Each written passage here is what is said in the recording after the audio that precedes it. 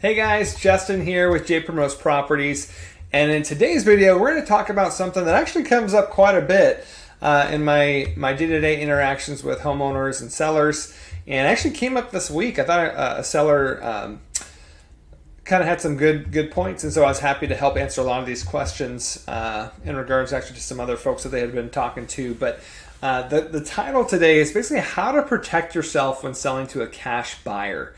So we're going to really talk about three main things to look out for when interacting with a cash buyer.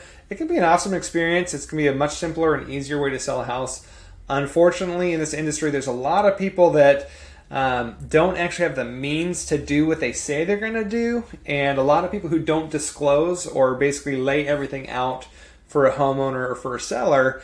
And I want to kind of let you peek behind the curtain and actually see what a lot of times what to look out for when dealing with a cash buyer. So number one is you want to really just research the cash buyer. So do they actually have the ability to close on the house? Do they actually have testimonials? Have they been in business a while?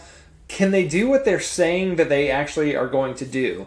And so that's one of the biggest things, I think, is to kind of find out and press a little bit of like, which title companies do you use? What's the closer's name? Can I call them? Just kind of like press a little bit just to make sure that they can actually do what they say they're going to do. There's a lot of great cash buying companies out there. We always do things above board and like to be fully transparent with everything.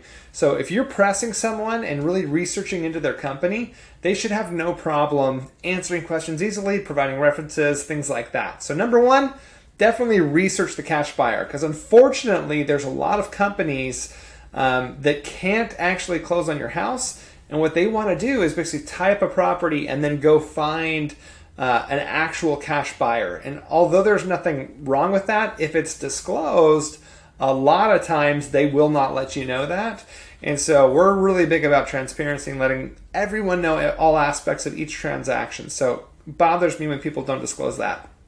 Number two, it's kind of a good segue into number two, which is really research or dig into their offer and agreement thoroughly. So a lot of cash investors many times will put things into an agreement that maybe you won't catch or you don't see.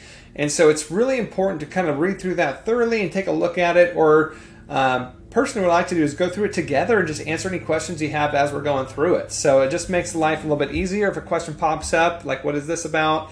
Happy to explain. But you want to always review that agreement very carefully, because there's a lot of times many out clauses, which just basically gives the cash buyer a way to just get out.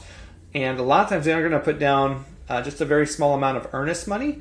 So say it's $20 or $50, something like that. So if they default, you might get the $20 or the $50, but they might have tied you up for a long period of time. So that's something. Another thing to really look out for in agreements that I've seen quite a bit lately, unfortunately, is a lot of homeowners will actually just look and their house is on market without their permission or approval, but you kind of gave it when you signed that agreement. So it's always important to read that agreement. I've had, like I said, several people reach out to me just very upset and distraught because they didn't know that that's what was going to happen. And so you want to take a look at that, and ultimately if they're a above board, ethically, or have good ethics and have integrity, I think that they would let you know before they do that, because there's a lot of solutions for folks that we pride ourselves on having a multitude of ways of helping a seller, but you need to let people know what's going on. So that's something I'm kind of fighting against, is I want to let you guys know what to look out for. So that's number two, is really investigate the paperwork thoroughly, or go through it with the cash buyer and make sure that they can answer any of your questions that you might have as it comes up. And number three is get everything in writing. So don't just take people for their word. It's important to put things into the agreement. So one thing I like to always do, actually ours is a pretty straightforward agreement, but I have a little addendum or addenda section. And what that is it allows us to put extra information in there. So a recent seller we're working with wanted to dig out a couple plants and also take a greenhouse with them. And so it's like, absolutely. So we can put things in that section to kind of customize it and make sure you get it in writing. So anytime you're dealing with that, it's just a good idea to make sure that you get everything in writing, who the title company is, all the good stuff that you're going to need, what their phone number is, everything, so you have a record of that as well. So that's my top 3 things, is you want to research the cash buyer, make sure they're legitimate, they can actually do what they say they're going to do, and maybe if they have testimonials and if they've been in business for a while.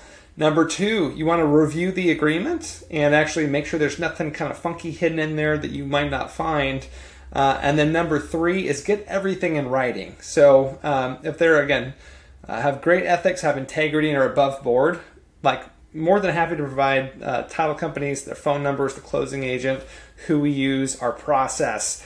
We're very transparent. So if there's anything where they're kind of hiding something or kind of being a little bit coy about it, that would start to raise some red flags for me. So anyways, I hope this video is helpful for you guys. If you do have a house you're looking to possibly sell, or even just want to have a conversation and say like, hey, is this even a good fit for me? We always like to leave you better than we found you. Even if we're not the solution for you, we like to kind of help out. So feel free to give us a call, reach out. Thank you so much for taking time to watch this video. I hope you have a great day.